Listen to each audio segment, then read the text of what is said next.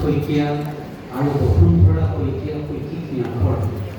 নৱম বাৰ্ষিক বঁটা প্ৰদান অনুষ্ঠানৰ এই সভাপতি মহোদয় তথা শ্ৰী শ্ৰী কমলাবাৰী সত্ৰ উচ্চতৰ মাধ্যমিক বিদ্যালয়ৰ পৰিচালনা সমিতিৰ সভাপতি ডাঙৰীয়া, আজিৰ এই গুৰুমূল্য গ্ৰহণকাৰী অনুষ্ঠানত উপস্থিত থকা শ্ৰী শ্ৰী কমলাবাৰী সত্ৰৰ প্ৰাপ্তাধিকাৰ গুৰুজনা, প্ৰথমতে মোৰ ভৰিটা কমিছিলে, এতিয়া অলপ সাহসটো আহিলে, কাৰণ ইয়াত দুগৰাকী মোৰ শ্ৰদ্ধাৰ শিক্ষাগুৰু আছে, নাথ ছাৰ আৰু ৰাজকুমাৰ ছাৰে পঢ়াইছিলে। মই নন্দনাথ শইকীয়া মহাবিদ্যালয়ৰ ছাত্ৰ আছিলোঁ। আজিৰ নিৰ্দিষ্ট বক্তা ৰহমান ডাঙৰীয়া, শৈক্ষিক ন্যাসৰ সভাপতি শইকীয়া ডাঙৰীয়া, সম্পাদক গগৈ ডাঙৰীয়া, এইখন শিক্ষানুষ্ঠানৰ অধ্যক্ষা লীনামণি ডাঙৰীয়ানী আৰু মঞ্চত উপস্থিত বিদ্বান ব্যক্তিসকল, এই শিক্ষানুষ্ঠানৰ শ্ৰদ্ধাৰ শিক্ষাগুৰুসকল, কৰ্মচাৰীবৃন্দ, আজিৰ বঁটা প্ৰাপক কৃতিমান ছাত্ৰ ছাত্ৰী, কেইগৰাকী তেখেতসকলৰ অভিভাৱক অভিভাৱিকা, এই অনুষ্ঠানলৈ নিমন্ত্ৰিত শ্ৰদ্ধাৰ অতিথিসকল, এই শিক্ষানুষ্ঠানৰ শুভাকাংক্ষীসকল আৰু মোৰ অতিকে মৰমৰ ছাত্ৰ ছাত্ৰীসকল, এই অনুষ্ঠানলৈ আহি শিক্ষানুষ্ঠানখনত প্ৰৱেশ কৰাৰ পৰা দুটা শ্ৰেণীৰ কথাই মোক প্ৰথমৰ পৰা আন্দোলিত কৰি ৰাখিছে। এটা হ'ল ইংৰাজীত এষাৰ কথা আছে, ডিচিপ্লিন ইজ এডুকেশ্যন। আৰু মই প্ৰথমৰ পৰা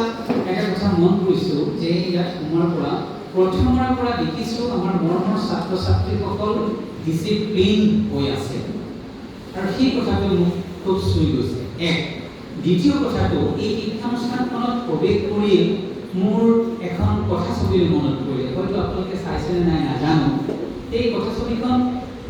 অমিতাভ বচ্চন আৰু শ্বাহৰুখ খানে অভিনয় কৰা মহাব্ৰতী নামৰ কথাছবি। তাত অমিতাভ বচ্চনে গুৰু গম্ভীৰ স্বৰেৰে কৈছে, প্ৰতিষ্ঠা, পৰম্পৰা আৰু অনুশাসন। তিনিটা, এটা হ'ল প্ৰতিষ্ঠা, আনটো হ'ল পৰম্পৰা আৰু তৃতীয়টো হ'ল ডিচিপ্লিন বা অনুশাসন। এই তিনিটা কথাৰ সমাহাৰ এই শিক্ষানুষ্ঠানখনত দেখাৰ মোৰ সৌভাগ্য হ'ল। লগতে ইয়াৰ অধ্যক্ষা মহোদয়াৰ বক্তব্যত এই কথাৰ প্ৰতীয়মান, কাৰণ এই শিক্ষানুষ্ঠানখনে এটা প্ৰতিষ্ঠা লাভ কৰিছে, এই শৈক্ষিক ন্যাসে আগবঢ়োৱা বঁটাটো একাধাৰে তেওঁলোকে পাবলৈ সক্ষম হৈছে। সেইটো শিক্ষানুষ্ঠানখনৰ মেধা, ছাত্ৰ ছাত্ৰী আৰু শিক্ষক তথা পৰিচালনা সমিতি আৰু সেনাপতি অধ্যক্ষাৰ নেতৃত্বত এইটো পৰম্পৰালৈ ৰূপান্তৰিত হৈছে। মই আশা কৰিম এই পৰম্পৰাটো অব্যাহত থাকিব। তাৰ পিছৰটো হ'ল যিটো মই কৈছোঁ অনুশাসন, ডিচিপ্লিন, যিটো দেখিলোঁ মোৰ মনটো ভাল লাগিছে। আৰু মই সঁচাকৈ কৃতজ্ঞ যে আপোনালোকৰ সন্মুখলৈ মোক মাতি অনাৰ বাবে। মই তেনেই নগণ্য অকণমান অৱশ্যে শিক্ষকতা কৰিছোঁ, আজি 26 বছৰ শিক্ষক হ'লেও হৈ আছোঁ। শিক্ষকতাৰ লগতে অনবৰতে ছাত্ৰ ছাত্ৰীসকলৰ লগত থাকোঁ, কেৱল শিক্ষানুষ্ঠানত আবদ্ধ হৈ নাথাকোঁ। ছাত্ৰ ছাত্ৰীসকলৰ ব্যক্তিগত জীৱনৰ পৰা আৰম্ভ কৰি বহু ছাত্ৰ ছাত্ৰীক মই অহংকাৰ কৰা নাই, টকা পইচা দিও সহায় কৰাৰ মানসিকতা এটা পুহি ৰাখোঁ। সেইকাৰণে সেই দৃষ্টিৰেহে দুটা কথা ক'বলৈ আচলতে আহিছোঁ। কাৰণ মই নিজে অনুভৱ কৰোঁ 2000 চনৰ পিছৰ যিসকল প্ৰজন্ম, মই নিজে অনুভৱ কৰোঁ, মই আপোনালোকক কোৱা নাই, মই অনুভৱ কৰোঁ তেওঁলোকে আমাতকৈ কিছু কথা বেছিকৈ জানে। সেইকাৰণে আজিকালি তেওঁলোকক জেন জেড বা জেন জি এনেকুৱা ধৰণৰ এটা পৰিভাষা ওলাইছে। মই বেছি দীঘলকৈ নকওঁ, মই 5টা কথা ক'ম। যদি তাক 3 মিনিটেৰে হৰণ কৰোঁ তেতিয়া 15 মিনিট, নহ'লে 20 মিনিট। মই সভাপতি মহোদয়ক অনুৰোধ জনাম 20 মিনিটতকৈ বেছি ক'লে মোক যাতে সকীয়াই দিয়ে, কাৰণ শিক্ষকে সদায় পাহৰি যায়, ময়ো পাহৰি যাওঁ বিভিন্ন অনুষ্ঠানত থকাৰ কাৰণে। গতিকে 5টা কথা কওঁ। প্ৰথমতেই মোৰ আটাইতকৈ ভাল লাগিলে গোটেই কথাটো প্ৰতিফলিত হ'ল যিটো আৰম্ভণি গীত পৰিৱেশন কৰা হ'ল। সেই আৰম্ভণি গীত শিকোৱা কেইগৰাকী শিক্ষকক মই শ্ৰদ্ধা জনাইছোঁ আৰু পৰিৱেশন কৰা ছাত্ৰ ছাত্ৰীসকলকো মই মৰম জনাইছোঁ। আৰম্ভণি গীতটোত আছে, লক্ষ্য আমাৰ উদিত পুৰুষ, চৌদিশ পোহৰ কৰা। সঁচাকৈ মই নিজেও ভাবোঁ মই চৰাই হ'ব খোজোঁ, আৰু মই ঠোঁটত লৈ কঢ়িয়াই লৈ ফুৰিব খোজো প্ৰেম আৰু পোহৰৰ গান আৰু মই গছ হ'ব খোজো চাওক আপোনালোকে চাব এটা বন্ধ কোঠাত যদি এজোপা গছ পুলি বা এটা গছ এজোপা লতা এজোপা থৈ দিব আপুনি চাব গছজোপা বগাই কোনফালে যায় অকণমান যদি কোনোবা ফুটা এটাৰ যদি পোহৰ আহে সেই গছজোপা দেখিব লতাডাল বগাই সেই পোহৰলৈ যায় সেইকাৰণে মই সদায় ভাবোঁ তোমালোক ল'ৰা ছোৱালীবিলাক ছাত্ৰ ছাত্ৰীবিলাক তোমালোক গছ হ'বা আৰু তোমালোকৰ গতিটো হ'ব পোহৰলৈ আৰু চৰাই হ'বা চৰাই কেতিয়াও আনৰ অহিত চিন্তা নকৰে চৰাইৰ ঠোঁটত থাকে প্ৰেম আৰু পোহৰৰ কাম মই 5টা কথা ক'বলৈ যাওঁতে 1 নম্বৰ কথাটো হ'ল প্ৰথম কথাটো তোমালোকক মই আশীৰ্বাদ দিছোঁ আৰু মেধা ছাত্ৰ ছাত্ৰী কেইগৰাকীক অভিনন্দন জনাইছোঁ আৰু যদি এইবাৰ উচ্চতৰ আৰু উচ্চ মাধ্যমিক বিদ্যালয়ৰ পৰীক্ষাত উত্তীৰ্ণ হোৱা কোনোবা ছাত্ৰ ছাত্ৰী আছা মনে মনে যদি ভাবিছা মই ইমান নম্বৰ পাব লাগিছিলে ইমান নম্বৰহে পালা সেই কথাটোত মই তোমালোকক আশ্বাস দিছোঁ তাক লৈ তোমালোক কোনেও শংকা নকৰিবা ভয় নকৰিবা মনত দুখ নকৰিবা এয়া তোমালোকৰ বিদ্যায়তনিক পৰিক্ৰমাৰ মাত্ৰ 2খন জপনা তোমালোকে অতিক্ৰম কৰিছা আৰু বহু দূৰ যাব লাগিব এইবাৰ মোৰ ছোৱালীজনীয়ে উচ্চতৰ মাধ্যমিক পৰীক্ষাত উত্তীৰ্ণ হৈছে ৰামানুজন ছিনিয়ৰ ছেকেণ্ডাৰী স্কুলৰ পৰা মই তাইক আগতে কৈছিলোঁ তই চাকৰিৰ কথা চিন্তা নকৰিবি নম্বৰৰ কথা চিন্তা নকৰিবি কেৱল পঢ় আৰু জ্ঞানৰ কথা চিন্তা কৰিবি আৰু ভৱিষ্যতে আজিকালিতো মই যে ক'লো তোমালোকক 2000 চনৰ পিছৰ ল'ৰা ছোৱালীবিলাকে বেছিকৈ জানা বৰ্তমানৰ কৰ্মক্ষেত্ৰখন বিৰাট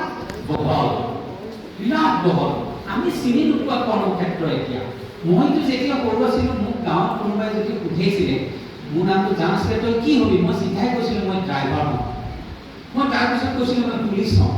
তাৰ কাৰণটো আছিলে সেই সময়ত মোৰ সন্মুখত মই কি হ'ম বুলি ভাবি যদি মই দেখা পাইছিলোঁ আমাৰ গাঁৱৰ ড্ৰাইভাৰ এজনক দেখা পাইছিলোঁ কাৰণ তেওঁ ইখন গাড়ীৰ পিছত সিখন গ'লে সহায় ইখনৰ পিছত সিখন আনি মই জানিছিলোঁ ময়ো ড্ৰাইভাৰ হওঁ কাৰণ মই তেতিয়া গাড়ী বেলেগ বেলেগ গাড়ী উঠিবলৈ পাম আৰু গাড়ী চলাবলৈ পাম কিন্তু এতিয়া তোমালোকৰ সন্মুখত ক্ষেত্ৰখন বহল তোমালোকে অভিযন্তা দেখিছা তোমালোকে বিজ্ঞানী দেখিছা তোমালোকে প্ৰতিষ্ঠিত ব্যৱসায়ী দেখিছা তোমালোকে অধ্যাপক দেখিছা তোমালোকে শিক্ষক দেখিছা তোমালোকে ৰাজনীতিবিদ দেখিছা সমাজকৰ্মী দেখিছা তোমালোকৰ সন্মুখত এই ক্ষেত্ৰখন আছে তোমালোকে সেইকাৰণে ক'ব পাৰিবা মই পিছলৈ এজন সাইন্টিষ্ট হম কিন্তু আমাৰ সন্মুখত এখন নাছিলে মই পিছত পুলিচ হম বুলি কৈছিল কাৰণ আমাৰ গাঁৱলৈ যদি পুলিচ আহে পুলিচ আহিছে টানি নিয়ে আমাৰ মনত হয় মই ভাবিছিলোঁ ময়ো পুলিচ হম আৰু পুৰা ভয় খোৱা 1 নম্বৰ কথাটো হ'ল এই কথাটো আছিলে অভিনন্দনৰ কথা দ্বিতীয় কথাটো মই ক'ব খুজিছোঁ তোমালোকক শিক্ষাগুৰুৱে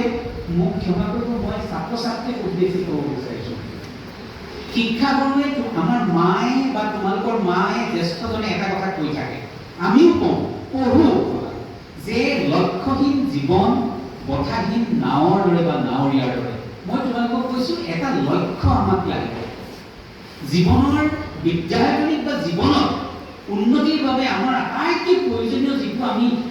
দিশ নিৰ্ধাৰণ কৰি ল'ম সেইটো হ'ল লক্ষ্য চোৱা লক্ষ্যটো কেনেকুৱা হ'ব লাগিব আৰু লক্ষ্যটো আমি কেনেকৈ লিখিব লাগিব তোমালোকে বা আমি মহাভাৰতৰ এই কাহিনীটো জানো যেতিয়া দ্ৰৌপদীৰ স্বয়ংবৰত এটা লক্ষ্য বান্ধি দিছিলে যে ওপৰত এটা মাছ বান্ধি থৈছে তলত এটা পানীৰ পাত্ৰ থৈছে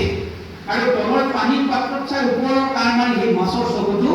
ফালি পেলাব লাগে যেতিয়া দ্ৰোণাচাৰ্যই কৌৰৱৰ বা পাণ্ডৱৰ আন সকলক সুধিছে যে শিষ্য তুমি কি দেখিছা এতিয়া কোনোবাজনে কয় যে গুৰুদেৱ মই মাছৰ চকুটো কি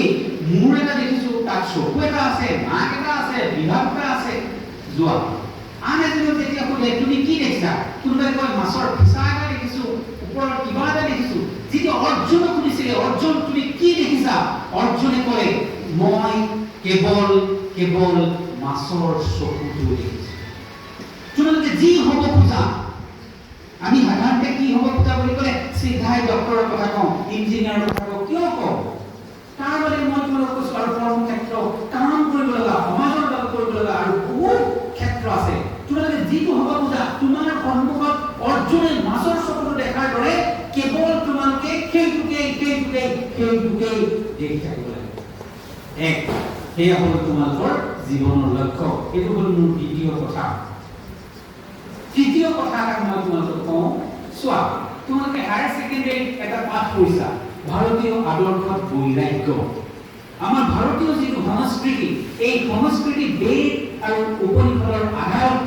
নিৰ্মাণ হোৱা সংস্কৃতি। তৈত্তিৰীয় উপনিষদত গুৰুৱে যেতিয়া শিষ্যই ব্ৰহ্মচৰ্য আশ্ৰম সামৰি গাৰ্হস্থ আশ্ৰমত প্ৰৱেশ কৰিছিলে তেতিয়া কেইটামান উপদেশ দিছিলে। সদায় সত্য কবা, ধৰ্ম আচৰণ কৰিবা। সদায় সত্য কবা, ধৰ্ম আচৰণ কৰিবা। অধ্যয়ন আৰু অধ্যাপনা, এইটো বৰ ডাঙৰ কথা। অধ্যয়ন